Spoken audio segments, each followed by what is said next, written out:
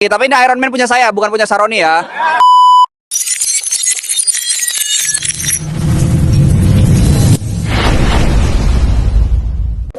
Good afternoon, I'm Shiva Ramadini reporting for PKBI Lampung.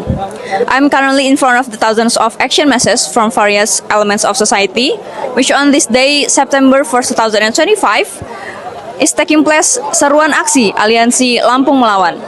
Action of masses gathered at the Lampung Motion from 9 AM and together headed to the Lampung Provincial Parliament building while carrying banners and posters containing their demands.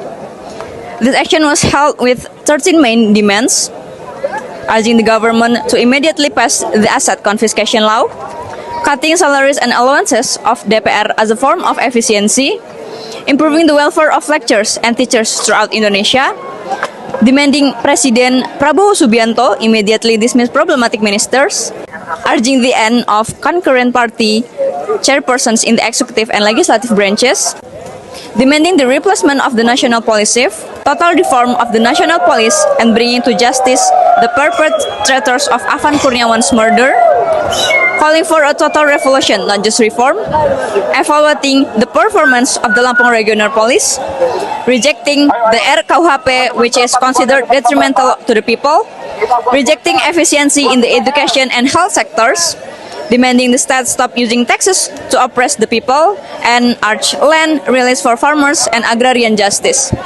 Salah satunya tentang perampasan aset, terus juga pengurangan tunjangan dan biaya-biaya yang tidak seharusnya digunakan untuk kepentingan-kepentingan yang tidak seharusnya dilakukan. Kita nggak pengen setiap daerah itu ada kerusuhan.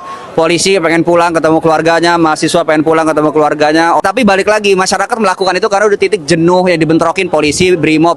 Brimob juga nggak pengen bentrok, mahasiswa nggak pengen bentrok. Yang bentrok kan mereka. Nanti kalau rumahnya dijarah, bisanya dituntut lagi. Tapi ini Iron Man punya saya, bukan punya Saroni ya. The situation in the field is monitored to be crowded and safe under control, with security force guarding around the location. Orations continue to be delivered by representatives of the protesters, conveying and emphasizing the 13 demands they brought. That's all. I'm Shiva Ramadini reporting directly from Lampung Provincial Parliament Building for PKBI Lampung.